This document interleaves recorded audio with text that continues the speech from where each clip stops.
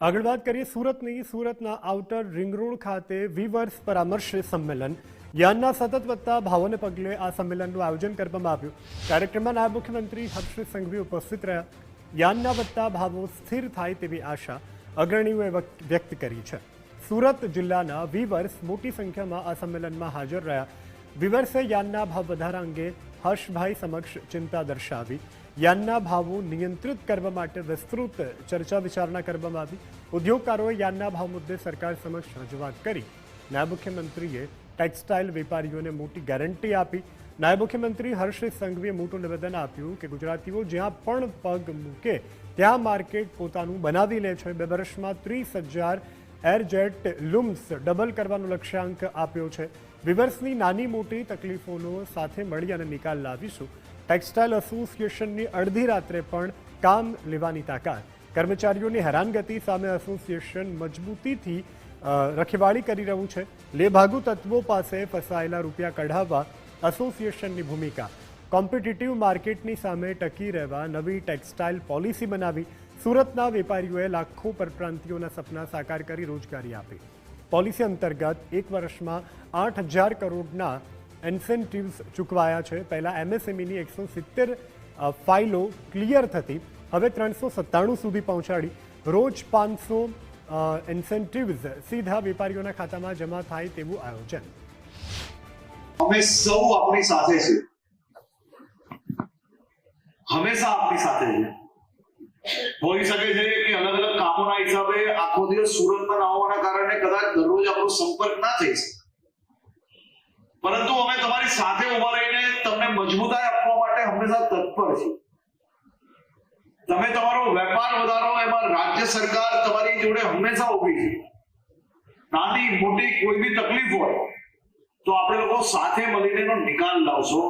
દરેક તકલીફોનો નિકાલ કંઈક ને કંઈક તો હોય જ છે, અને એ નિકાલ લાવવાનો આપણે સાથે મળીને પ્રયત્ન કરશું। આજે 30,000 એડજેટ છે, આપણે 5 વર્ષ નહીં પરંતુ 2 વર્ષમાં જે ડબલ કઈ રીતે પહોંચીએ તેવી આપ સૌ લોકોને શુભકામનાઓ। અમારું જે દર વર્ષે મહાસંમેલનનું અમે ગોઠવીએ છીએ, એનું આજે મહાસંમેલન હતું। એમાં અમારા મુખ્ય મહેમાન તરીકે હર્ષભાઈ સંઘવી સાહેબ જે ગુજરાતના નાયબ મુખ્યમંત્રી છે અને જેમની પાસે ઔદ્યોગિક ખાતું છે, એમને આપણે આમંત્રણ આપ્યું હતું। એમને ખાસ કરીને જે અમને ટેક્સટાઇલ પોલિસી આપી છે એમના માટે અમારે સન્માન કરવું હતું, અને એમના પાસેથી અમારે જે પણ અપકમિંગ જે પણ યોજનાઓ છે એ અમારે સાંભળવી હતી।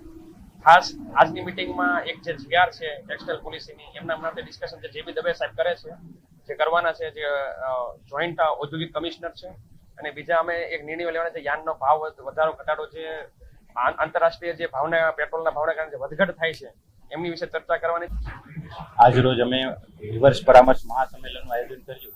આ મહાસંમેલનની અંદર અમારો મેઇન મુદ્દો હતો કે જે રીતે અત્યારે એરજેટનું પ્રોડક્શન વધી રહ્યું છે, એરજેટમાં જે રીતે કોમ્પિટિશન વધી રહી છે, તો એમાં અમે બધા જ વ્યવહારો એક સાથે એક પ્લેટફોર્મ ઉપર આવી અને કઈ રીતે એકબીજાને હેલ્પફુલ થઈ શકીએ, કઈ રીતે અમે જે યાનમાં અસામાન્ય વધારો થઈ રહ્યો છે તો એમાં અમે કઈ રીતે ટેકો આપી શકીએ, અને સાથે સાથે પેમેન્ટનું જે સોલ્યુશન માટેની અમારી જે કમિટી છે એ કઈ રીતે વીવર્સના હિતમાં કામ કરી શકે એ માટે આજે અમે મહાસંમેલનનું આયોજન કર્યું છે।